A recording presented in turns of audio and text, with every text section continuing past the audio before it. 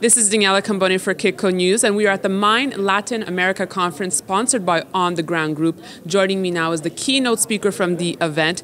She's the Chief Executive Officer for Gran Colombia Gold. It's Maria Consuelo Araujo. She was also the former Minister of Foreign Affairs for Colombia and the Minister of Culture for Colombia. What a resume. Thank you so much for being with me, Maria. Thank you very much. It's my pleasure. So obviously you're here to promote your love of Colombia. So my first question to you is, what do you think is the biggest misconception out there regarding Colombia?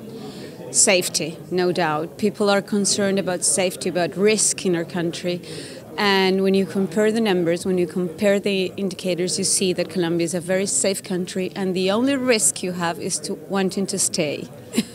So what is the situation like in Colombia right now? You live there. Is it a safe place to visit, to do business in? What would you say?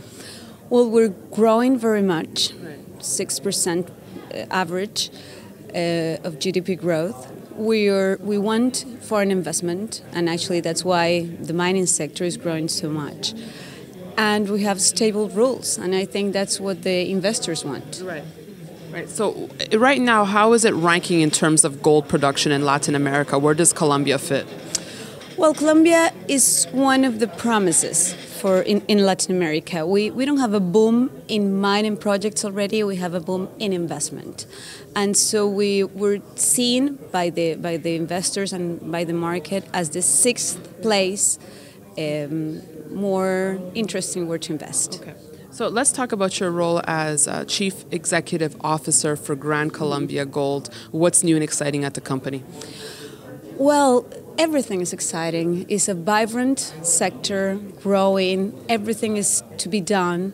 And what we want to develop is the way that responsible mining can be done. Right. We want to show a win-win-win situation. We want to show projects that believe that benefit can be shared with communities, and that we're good allies of progress and growth. So Gran Colombia has two projects, Segovia and Marmato. What are the goals for 2013 for the mines?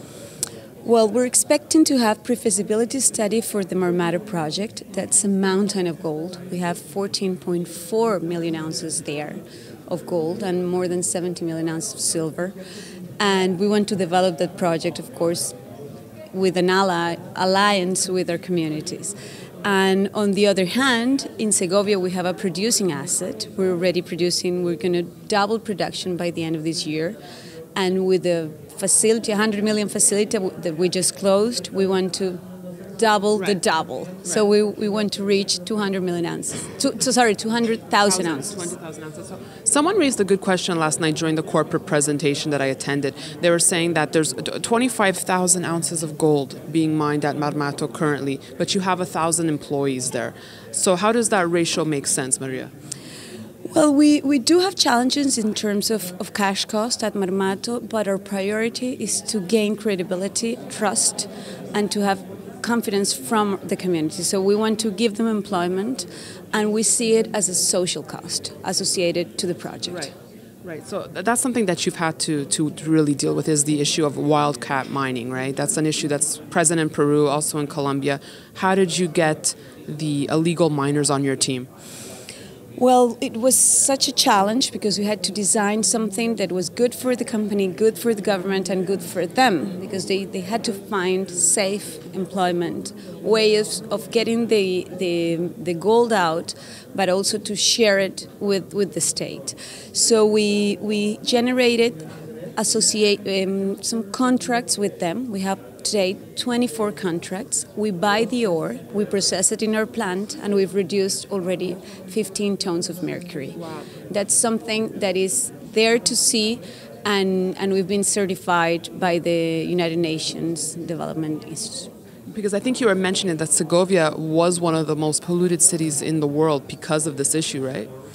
Well, most polluted places with the use of mercury, because they used to process the ore in very small mercury plants, and we had to reduce it, but at the same time we had to give them an alternative. So that's why this triangle, this three-pillar strategy works very well for everyone. Maria, something innovative that Gran Colombia did was the silver link notes. Can you tell us a little bit about how this product works? Yes, it was a very innovative vehicle to finance our works in Marmato mainly. And the advantage of this is that you recover the principal plus the interest plus the appreciation of the note when you go further $15 the ounce. It is, I mean, it's a win-win situation again.